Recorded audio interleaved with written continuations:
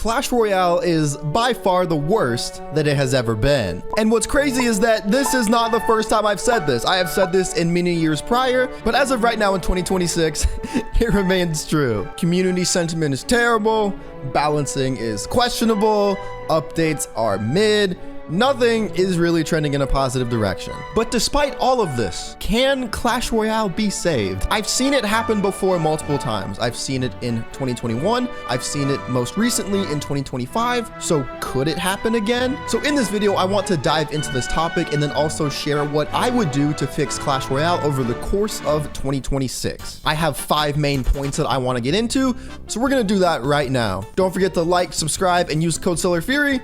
And let's get into it. But first, let's do just a brief recap on recent events to see how we got here. So this all starts with the Heroes and Level 16 update. Clash Royale was at the peak of its powers during the most of 2025. Then this update just completely killed it, and pretty much nothing about it was good. Then to add fuel to the fire, most of these changes weren't fixed for a long time, and then Supercell CEO released a blog statement which completely disrespected all content creators who covered the game, especially Jinxie, and that just got the community in an absolute riot. And then most recently, we have had the March update, which has made some good changes. We now have only 3 slots per deck instead of 4. We have the ability to choose the heroes we want when we unlock them. We now get less duplicates when we have max cards, therefore getting less crystals and more progression. And then also changes were made to 5-star drops as well as other things. Some of these things have been implemented already as of the recording of this video, and some of it is also going to be coming during the middle of March, which is right around the corner from when I'm recording this. So that's how we got to this point. This March update that they did honestly has some pretty decent changes, but it's not enough as of right now. And I also do want to give a shout out to the Chaos game mode because it is so very fun. I absolutely love playing it. But now let's get into the main things that I want to change about Clash Royale going into 2026. And my first point is going to be even more access to heroes. Now, recent changes, again, have been beneficial, but I still don't think they're quite enough yet.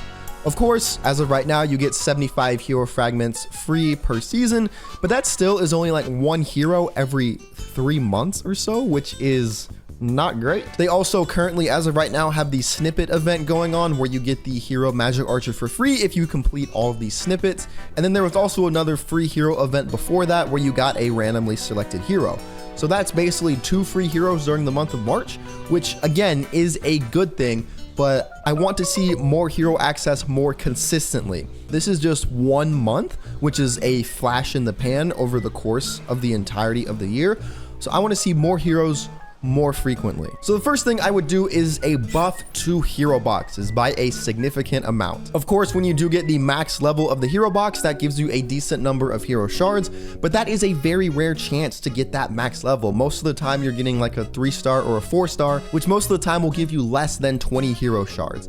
And when you get that, it just feels so demoralizing. It just honestly makes you want to not even try for heroes because you're getting so few hero fragments. It's not good. So mainly for those lower tiers of hero boxes, I want to buff the amount of hero fragments that you get per box, and then also increase the frequency in which you can get the 5-star hero box. So that way you can get more hero fragments more consistently through those hero boxes. And then also I want to have hero boxes be more available more consistently. Again, there are methods to get them throughout the game, but again, infrequency is key here.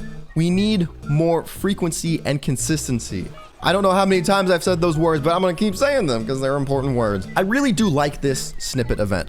I think it is a good way to get free heroes, but it also requires players to grind because you have to get your 4 snippets every day and you might get duplicate snippets as well. But by doing everything that you need to and being consistent with your gameplay, you will get rewarded in the end. And ultimately, I think this model is perfect for heroes. Again, this brings us back to that word consistency.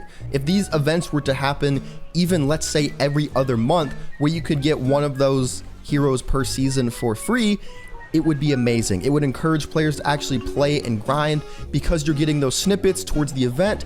And then also the snippets give you other things. They give you Evo shards, they give you wild cards, they give you an Evo box as well, I believe. so you're getting more rewards while working towards your free hero every single month. I also think it would be pretty interesting if they added a hero box to the end of the pass. Now, in this recent update, they did do the rework, of course, where you do get hero fragments on the free side of the pass, which is great. But I think in addition, if they added a hero box at the very end, I think that would be amazing. Now, again, that hero box could result in getting 10 hero fragments. It could result in getting 70 hero fragments. So it really is kind of a complete gamble, I can't lie, but that would add just a little bit more or even potentially a lot more every single season. So yeah, ultimately, to summarize, heroes are here to stay in Clash Royale. They're not going anywhere, which I'm not a big fan of. But if they are going to be here, if they are going to keep being released on a frequent basis every single month, they need to be more accessible. This is kind of the exact same format that Evolutions followed. When Evolutions first came out in 2023, they were incredibly hard to get and felt incredibly pay to win because you would only get one wild shard per season. But then they reworked it so you would get 2 per season on the past Royale, and then they also added these milestone events where you were guaranteed to get 3 Evo shards of a random Evo per season, and that helped a lot, especially after they did remove the season shop as well. Speaking of the season shop, which I know is a hot topic in the Clash Royale community, but point number 2 that I want to make overall is less randomized progression. One thing I would like to note, which actually is a pretty cool change that they did in the recent update, is that if you buy the pass, you actually do get to determine what rewards you want. On tier 1, you can choose between a hero, an evolution, legendary wildcards, or common wildcards. And this trend continues throughout the pass. You can pick between wildcards or cards, gold crates or lucky chests. And I do like this change, but this change is locked behind a paywall. In general, I feel like, especially over the past 2 years, that Clash Royale progression has become much more randomized and there has been less freedom of choice in terms of what you can get with your reward. And I do think this all starts with the season shop, because the season shop, when it first came out, you could actually choose to get wild cards from the season shop, which was great. Then they eventually removed that, so that way it was normal cards that rotated every single month rather than being wild cards. And then they eventually removed the season shop entirely. Now pretty much everything in the Clash Royale economy is centered around lucky chests and milestone events and seasonal lucky chests, where basically the rewards that you get are going to be randomized for the most part. Every single lucky chest, you don't know what you're gonna get in it. When they did that free hero event about a couple weeks ago, you didn't know which hero you were going to get. It was a completely randomized hero. With these seasonal lucky chests, there is a certain card pool that you can pull from, but again, from those, you don't know which card that you are going to get. And sometimes these lucky chests, they can be the absolute worst thing in the world. In fact, I would say more than sometimes, most of the time, because most of the time, you're not gonna get a card that you use at all. In my last free-to-play segment, I literally got like over 4,000 minions from 4 and 5-star lucky chests. I don't use minions.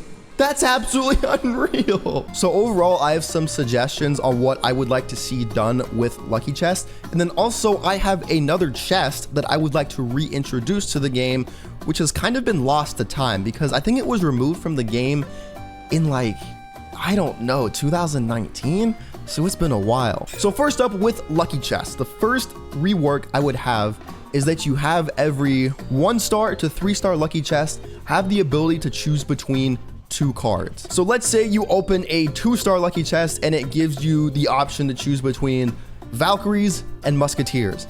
Again, that is still somewhat random for the most part, but you get to choose which one you would want. So that does still have an element of randomness to it because you don't know which cards you're gonna get in the lucky chest, but it still gives you a little bit of decision because you can choose, I like Valkyrie more, so I guess I'll pick her. The main thing with that is that it gives you an option. Having some form of decision making, I think, is key. The next thing I would do is increase the chance for magic items with 4-star lucky chests.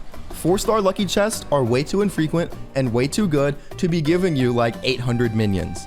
That is the worst feeling in the world. Now again, you can get magic items through these. You can get evolution shards, you can get wild cards, but the chances of those are really, really low. So even if it's just a little bit, having a higher likelihood of getting wild cards and evolution shards through these 4-stars would make them a lot more intriguing to get. And then lastly, for the 5-star lucky chest, I want to limit these exclusively to magic items. There is no way I should be opening a 5-star lucky chest and getting 4,000 of one common card.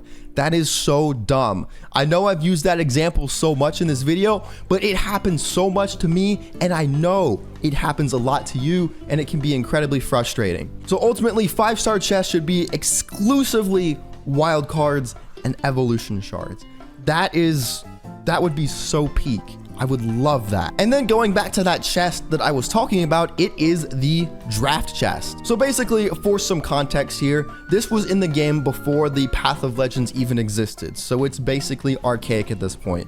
And the way it worked is that depending on which league you finished in by the end of the season, you would get a chest that had rewards that scaled with that season. And again, similar to my idea for the rework to 1-star to 3-star lucky chest, this chest would have the ability for each unlock to choose between one of 2 cards. So I would love to reintroduce this to be in the modern landscape of ranked, so that way it gives more incentive to push to the higher leagues before the end of the season, so that way you can get a better chest. And then of course we would modernize this chest as well, because beforehand this chest did not have champions, because champions were, I don't think, even a thought when this chest was in the game. So of course we modernize it to include champions, have the rewards scale, potentially even include wild cards at some tiers as well, and I think this would fit great within the current state of ranked. So again, lucky chest and seasonal lucky chest are basically the main emphasis of Clash Royale's economy. So adding just a little bit of freedom of choice within these rewards and increasing the likelihood to get magic items with these higher tier chests, that would do so much for the game. It genuinely would. I do not know why Clash Royale in the first place de-emphasized wildcards, because wildcards used to be a lot more frequent and now they are not anymore. Actually, I probably do know why they de-emphasized wildcards. It's because they want to slow down progression and make it more random and make it more exciting when you do get a card that you need. But you know what's exciting? When you get rare wildcards that you can actually put to your Hog Rider and you don't get Inferno Towers. Yeah. All right, so my next point here, this is a very obvious one, but it's no more levels. We don't need any more. We didn't need any more after level 14 in 2021. We have had 2 more levels, too many, in the past 5 years. We need to be done. And so along with that, adding no more levels, we need to utilize features that are already in the game to retain player engagement. Ultimately, I think the way that Clash Royale developers interpret this data of players wanting new levels is incredibly flawed, because probably from the data that they're looking at, they're probably seeing players, you know, constantly upgrading cards and then being like, oh, players must want new levels because they keep upgrading cards. The reason they keep upgrading cards is because they have fallen behind and need to catch up. I think they are just misinterpreting things so much, and ultimately progression should be more horizontal, using features that already exist in the game rather than being vertical. We do not need new levels. We do not need level 17. And this is going to be a side tangent. Clash Royale, please come out with a statement and say something like, we are not going to add level 17, because after all the backlash that has happened with level 16, the fact that there has not been anything communicated that there will not be another level within a couple years, that really scares me. And who knows, by the time we hit 2028, there might be level 17. And that terrifies me. So Clash Royale, please give us assurance there won't be any more levels. Please, I beg you. That was a side tangent. Let's get back on track. So again, horizontal progression. That means using features that already exist in the game to add new grindable content. So I have 2 main subpoints within this. And the first one we're going to talk about is masteries. I feel like this has so much more untapped potential that has been wasted. I think masteries would be the perfect opportunity for some form of grindable cosmetic progression. I actually talked about this in a video that I made in 2023 after Heroes got released, and I was mad at level 15, so I'm gonna revisit it here because it still applies almost 3 years later. So basically the whole idea surrounding this is to add exclusive emotes, exclusive banners, and exclusive tower skins based on your mastery levels and also how many total masteries you have completed. So example, for the wizard, for reaching a certain tier in the masteries, you would get an exclusive emote, further on an exclusive banner, and then maybe even further on an exclusive wizard tower skin. Now I do understand it would probably take a lot of development time to like add all these exclusive cosmetics, so you could probably reduce the tower skins part to just be with like champions because there's a lot less of them. But you could also roll this out in phases from like month to month. So like, let's say you start out with the first month, you add mastery cosmetics for like the Hog Rider, the Wizard, the Mega Knight, the Witch, and the Balloon. Then the next month you can do like skeletons, goblins, and then like the Magic Archer, and then like just keep going from there on there. So it gives you more monthly content as well, and gives you more grindable content for your players as well. And then also we can have a collective mastery system. So let's say when you master 50 cards, you get an even more exclusive emote, banner, and tower skin, and also a badge for your profile for mastering that many cards. Ultimately, I kind of view this as like a prestige system, kind of with like Call of Duty, where the more you play with your guns, you get more skins and things like that. I at least think that's how prestige works. It's been a while since I played Call of Duty. The last one I played consistently was like Black Ops 4, and that was ages ago. And then also, again, along with this, it doesn't have to be entirely cosmetic. I feel like masteries over time have gotten nerfed so hard. So again, let's add back some progression to that. Let's throw in a little more wild cards, throw some more gems back in there, things of that nature, you know? For cards that have masteries, let's say like Knight, Giant, Musketeer, you can add some hero fragments at like the final mastery track. So again, this is using current existing features that give players more grindable content with more room for expansion as well. We don't need new levels. And then also the next thing as well that would give players more incentive to grind, I genuinely do think another rework to Clan Wars would be really beneficial for this. I honestly don't really have any central ideas on how I would do this because I haven't played Clan Wars in years, just because there is no incentive to play them right now. Now, Clan Wars is somewhat already tied to progression a little bit because of the chest that you get at the end of it. Of course, if you finish first, you're gonna get a much better chest than if you finished fifth. But I think this is not really appealing to a lot of players is because of the levels situation with Clan Wars. Because Clan Wars, for no reason, is not tournament standard.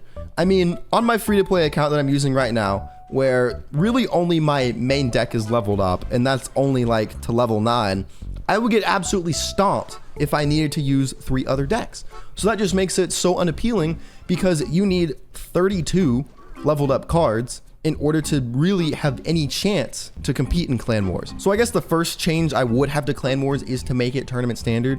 I just think that's something that should have been the case back when they did Clan Wars 2 6 years ago. And I think that alone would get more people to play Clan Wars and would allow for players to gain more progression through that.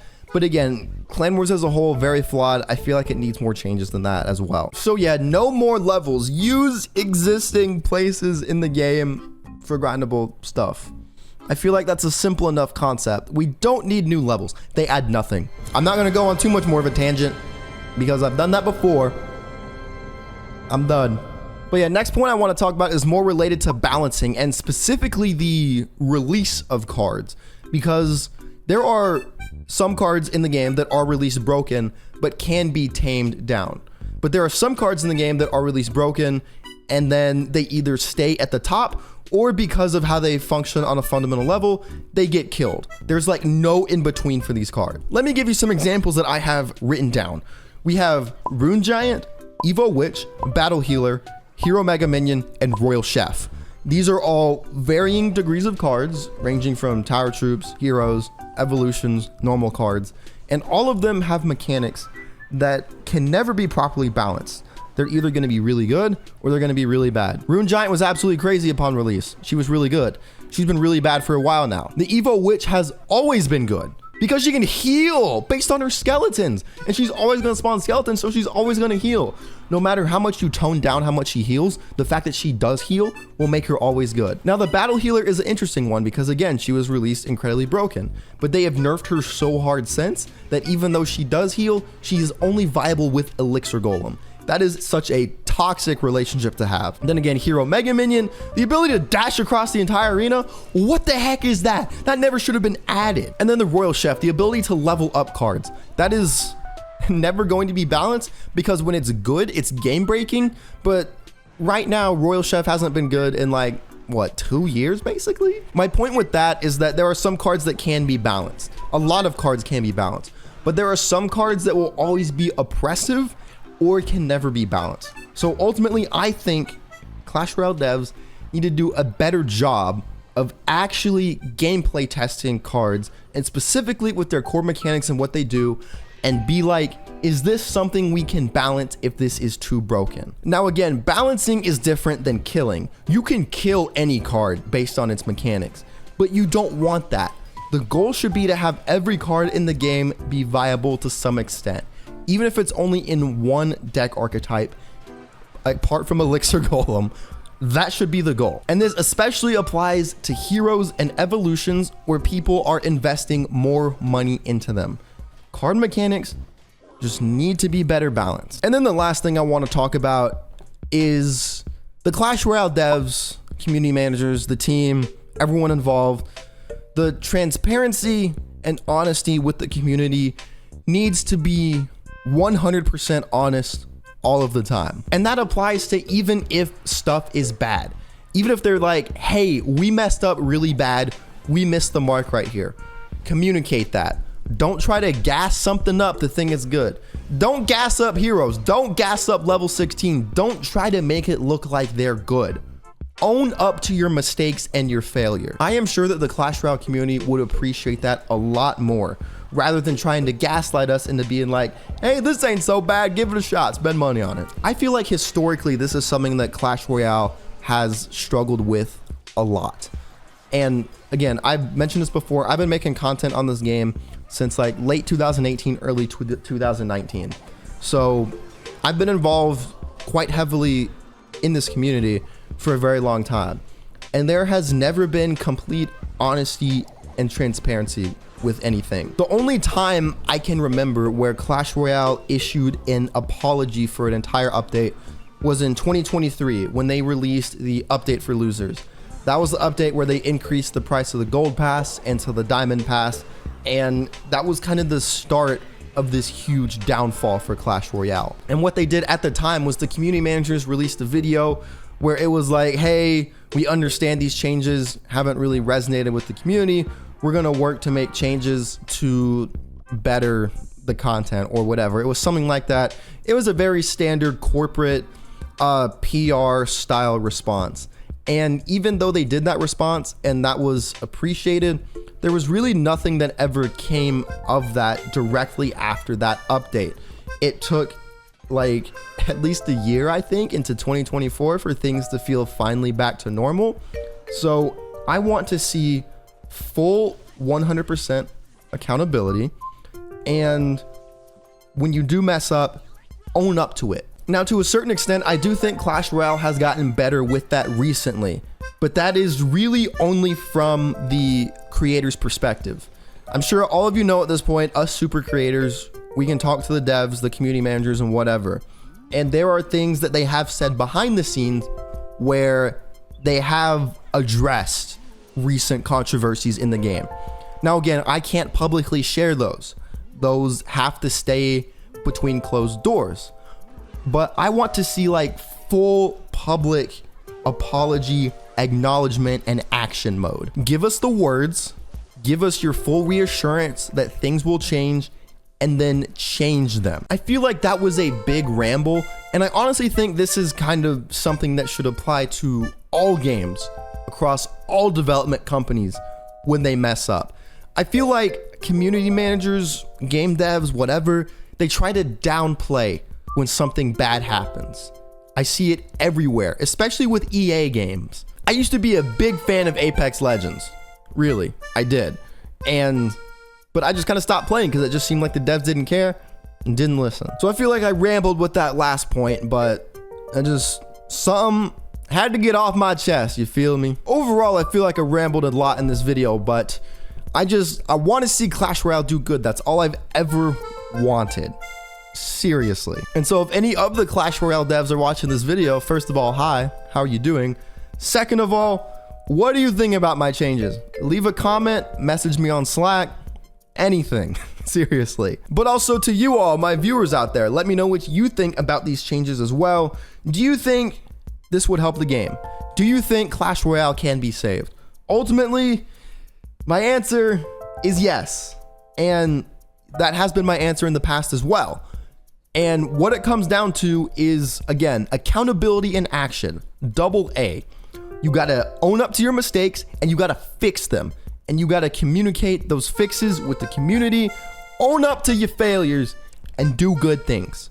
That's what it comes down to. It's very simple in concept, but difficult in execution. But again, it has happened before. I've seen it multiple times while making content on this game. So can it happen again? It absolutely can, but it will take hard work and dedication from the developers, but they're great people. I've met a few of them. I know they can do it. So if y'all did enjoy this big ramble sesh, then be sure to leave a like and be sure to subscribe as well. Use code SolarFury if you do spend money on the game. And I'll see you all in the next one. Watch this video over here as well. Free to play. You'll like it. I promise. All right. See you guys in the next video.